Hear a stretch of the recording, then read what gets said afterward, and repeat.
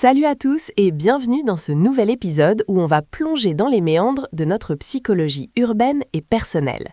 Aujourd'hui, on s'attaque à un sujet qui me fascine totalement. C'est la théorie de la vitre brisée. Bonjour Sarah, bonjour tout le monde. Oui, c'est un sujet énorme. On pense souvent que c'est juste une question d'urbanisme ou de politique, mais en réalité, c'est une théorie qui explique pourquoi votre compte en banque est dans le rouge ou pourquoi vous n'arrivez pas à tenir un régime. C'est ça qui est fou.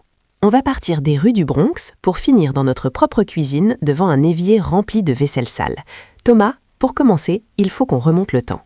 On est en 1969, c'est l'époque hippie, mais c'est aussi l'époque où un certain Philippe Zimbardo décide de faire une expérience un peu bizarre. Exactement. Philippe Zimbardo, c'est un psychologue de Stanford, une légende dans le milieu. Il veut tester comment l'environnement influence le comportement humain. Donc, il élabore un plan très simple mais redoutable.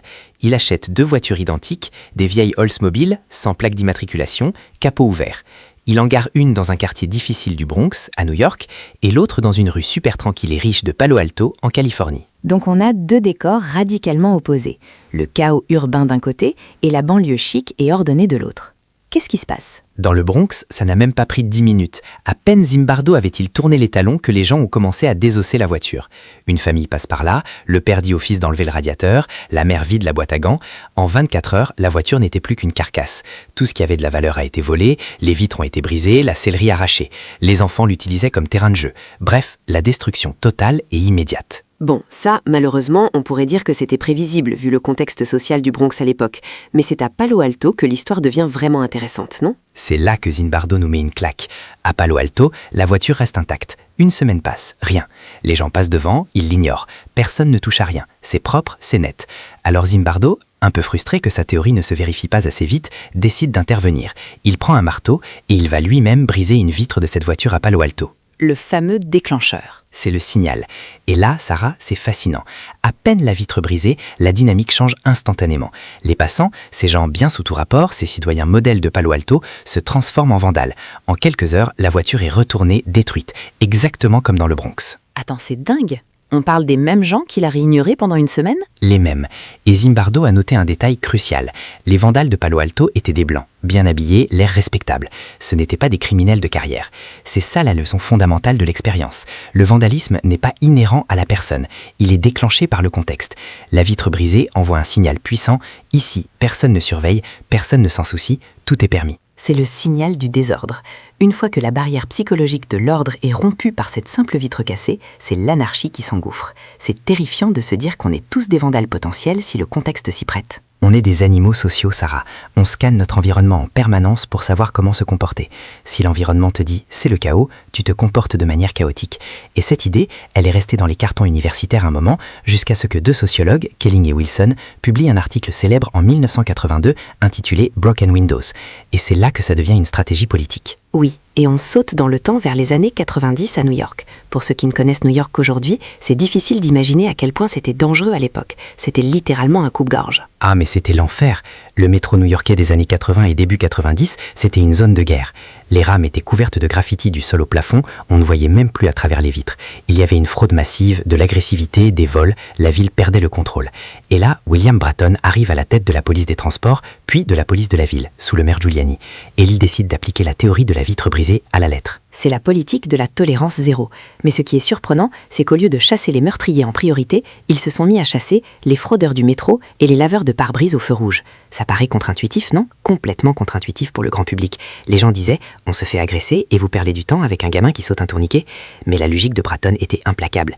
Il disait que le fraudeur qui saute le tourniquet envoie le signal que la loi ne s'applique pas ici.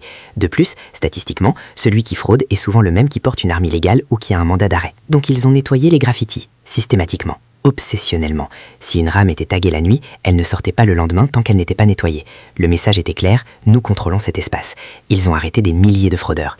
Et devine quoi ? Les crimes violents, les meurtres, les agressions ont chuté de manière spectaculaire. C'est fou de penser que nettoyer de la peinture peut empêcher des meurtres. C'est parce que l'ordre appelle l'ordre. Quand tu rentres dans une station de métro propre, où tout le monde paie son ticket, tu te tiens à carreau. L'environnement te force à te discipliner. Le sentiment d'impunité disparaît. Et c'est là, Sarah, qu'on doit faire le lien avec nos vies. Parce que cette théorie, elle ne s'applique pas qu'aux villes. Elle s'applique à toi, à moi, à notre salon et à notre compte en banque. C'est la transition que j'attendais. Parce que c'est bien beau New York, mais comment ça m'aide si je suis bordélique ? Tu as mentionné l'évier rempli de vaisselle tout à l'heure. C'est ça, ma vitre brisée? C'est exactement ça. Imagine, tu rentres chez toi après une longue journée. Tu es fatigué. Tu vois une pile de vaisselle sale dans l'évier. Tu te dis, bof, je ferai ça demain. C'est ta première vitre brisée. Le lendemain matin, tu te lèves, tu vois la vaisselle. Ça t'envoie un signal subliminal. Je ne maîtrise pas mon environnement. Du coup, tu ne fais pas ton lit. Deuxième vitre brisée. Et l'effet boule de neige commence. Voilà. Puisque ta maison est en désordre, tu te sens moins coupable de laisser traîner tes vêtements. Puisque tu ne contrôles pas ton intérieur, pourquoi contrôler ton alimentation? Allez, on commande une pizza au lieu de cuisiner. Et puisque j'ai commandé une pizza et que j'ai la flemme, je ne vais pas regarder mes comptes bancaires aujourd'hui. Tu vois le lien? Le désordre physique crée un désordre mental qui mène à un relâchement de la discipline générale. C'est hyper culpabilisant ce que tu dis, mais c'est tellement vrai. C'est l'idée que, comme c'est déjà foutu, autant continuer. C'est le syndrome du foutu pour foutu. C'est le what the hell effect en psychologie. J'ai mangé un carré de chocolat alors que je suis origine. Allez, je finis la tablette. La vitre est déjà brisée. J'ai dépensé 50 € de trop ce mois-ci. Allez, je m'achète ce manteau à 200 €. Je suis déjà à découvert de toute façon. C'est la même mécanique que les vandales de Palo Alto. Une fois que la norme est violée, on s'autorise tous les excès. Et ça va loin. Ça touche l'estime de soi, profondément. Vivre dans le désordre, ou avec des vitres brisées métaphoriques comme des factures impayées qui traînent sur la table, des projets inachevés, des relations non clarifiées, ça te dit permanemment « tu es quelqu'un qui ne gère pas », et ton cerveau finit par le croire. Tu deviens l'habitant de ton propre quartier délabré. Tu deviens le criminel de ta propre vie. Waouh, le criminel de ta propre vie, c'est fort. Alors coach Thomas, maintenant qu'on est bien déprimé devant notre évier sale, on fait quoi? C'est quoi la solution pour inverser la vapeur? La solution, c'est le tough love. Il faut être dur avec soi-même sur les petits détails pour être libre sur les grandes choses. Il faut réparer la première vitre, tout de suite, immédiatement. Concrètement? Concrètement, ça veut dire que la discipline n'est pas une question de volonté héroïque, c'est une question de maintenance. Ne laisse jamais l'évier sale le soir, jamais. C'est une règle non négociable. Fais ton lit chaque matin. C'est un cliché de développement personnel, mais c'est puissant. Si tu fais ton lit, tu as accompli la première tâche de la journée. Tu as réparé une vitre, tu as instauré de l'ordre. Et cet ordre va contaminer le reste de la journée? C'est ça. Si ton environnement est clean, tu hésiteras à le salir. Si tes comptes sont tenus au jour le jour, tu hésiteras à faire cet achat impulsif parce que tu verras immédiatement l'impact. Il faut identifier vos vitres brisées. Pour certains, c'est la voiture qui est une poubelle ambulante. Pour d'autres, c'est la boîte mail avec 5000 messages non lus. Oh là, la boîte mail, tu touches un point sensible pour beaucoup de monde là. C'est du désordre numérique, mais c'est le même poison. Ça crée une charge mentale.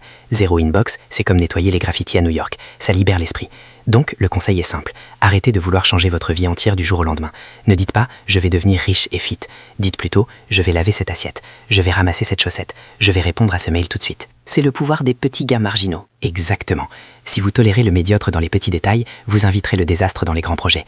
Si vous voulez reprendre le contrôle, commencez par le bas de l'échelle. Réparez la vitre, peignez le mur, payez l'amende. C'est douloureux sur le moment, c'est chiant, on n'a pas envie. Mais c'est le seul moyen de signaler à votre cerveau que le shérif est de retour en ville. Le shérif est de retour en ville, j'adore. C'est une excellente façon de voir les choses. On arrête de subir, on reprend le badge. C'est ça. Soyez le Giuliani de votre propre existence, sans la politique controversée, mais avec la même rigueur sur les détails. L'excellence, c'est pas un acte, c'est une habitude. Et l'habitude, elle commence par ne pas marcher à côté de la poubelle. Merci Thomas. Je crois que je vais rentrer chez moi et faire un grand ménage de printemps, même si on est en automne. C'est toujours la bonne saison pour réparer des vitres. Merci à tous de nous avoir écoutés. On espère que cet épisode vous donnera la motivation pour resserrer les boulons et reprendre le contrôle. N'oubliez pas, une vitre brisée, c'est le début de la fin. Alors sortez le mastic. À la semaine prochaine. Salut tout le monde, gardez le cap.